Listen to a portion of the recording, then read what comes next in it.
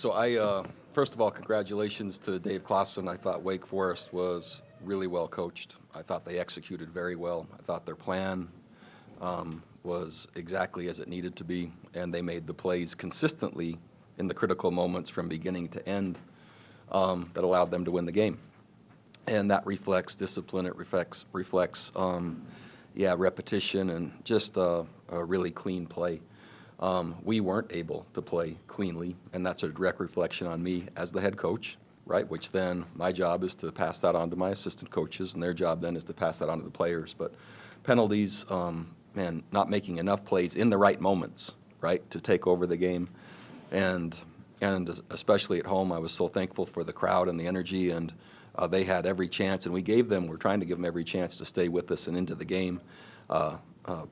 But the reality is I didn't have our team executing well enough to maintain the home field advantage, and that's just something we've taken such great pride in and made so much progress that probably hurts maybe more than anything. So lots and lots of work to do in terms of execution, in terms of discipline, in terms of making the right plays at the right times, and having that sustained consistently, right? Consistently from beginning to end. And again, that's a direct reflection of my leadership, and the coaches are now an extension of that. And then, right, how the players play reflects preparation and how they're prepared. And I've always believed teams play as they're prepared. And so, yeah, I'm not happy with the result. Thought our team was willing, and I thought they wanted to try, and I thought they did try, and I thought they did battle, and loved a lot of the efforts from our younger players at the end. But effort alone is not going to do it. You have to execute. You have to be clean. You have to play with great poise, and really not any of those things are in a place right now that I'm proud of or think that is good enough, right, to win the Coastal Division. And so, yeah, we have lots and lots of work to do. Another short week, and so, yeah, it's right back to work. So with that, I'll take anything. Coach, obviously Wake's offensive scheme is difficult to defend, as you alluded to, but just specifically defensively from your vantage point, what did you see that are issues that you had specifically in execution and stopping them, and maybe overall defensively that you're seeing? Critical plays at critical times. I actually thought we played better defense than we did last week. So I thought we were more consistent. I thought we were more execution sound. And I thought we had more positive plays when I was looking out there from beginning to end. But still mistakes at critical times. We gave up the long pass early, the deep crosser, and we had a run as well early on where we misfit that run. But then there's key third downs, key fourth downs, right? Things like that where you have to make those plays to get enough opportunities for your offense to score. We had chances all the way through middle of the third quarter where I still felt we had a great chance to possibly regain momentum and execute our way in, but we didn't through inconsistencies. So again, they executed their plan really well, and as they have for quite a while, and so it reflects a really well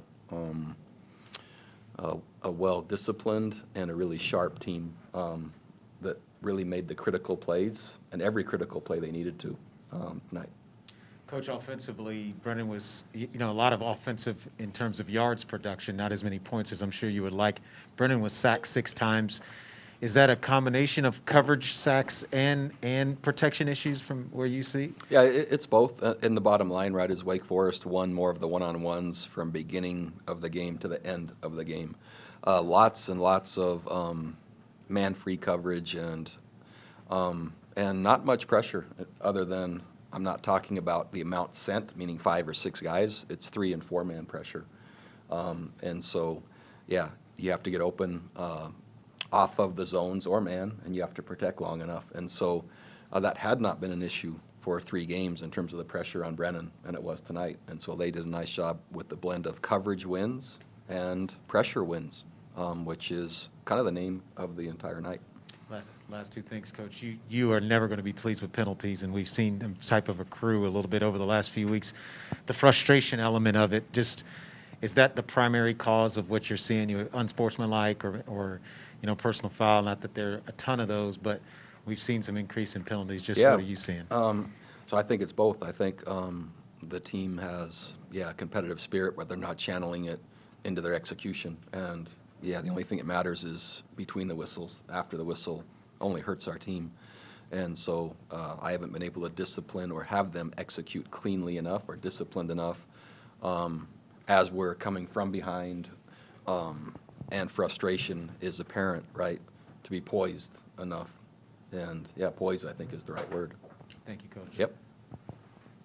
Bronco, you have been traditionally a good run defense. What's been the difference the last 2 games? Are guys just getting beat at the line and it all kind of flowing from there? Yeah, losing one-on-ones, right? So it's football's a game of, right, one repetition is 11 individual battles, and we have to win more of those, and we're not. And so it's consistency and inconsistency of not winning enough of those. But the same thing happens, right, when you have to stop a critical pass on 3rd and 6, and they catch it for 7, right? It's the one-on-one matchups through technique, through effort, through discipline. All of those things are apparent. So it's not just in the run game. I think it's really just the execution overall is what I see. Coach, you do often say that the teams are a reflection of preparation, and I know game night is always different, but did you see this coming? Did you have concerns during the week in preparation that you weren't getting where you needed to be?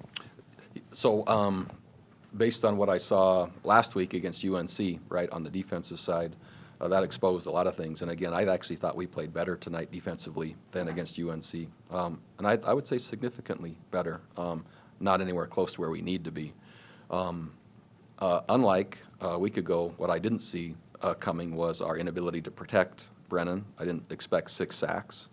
I didn't expect only 17 points, right? I expected more big plays, right? And so the picture of our team is continuing to become clear. And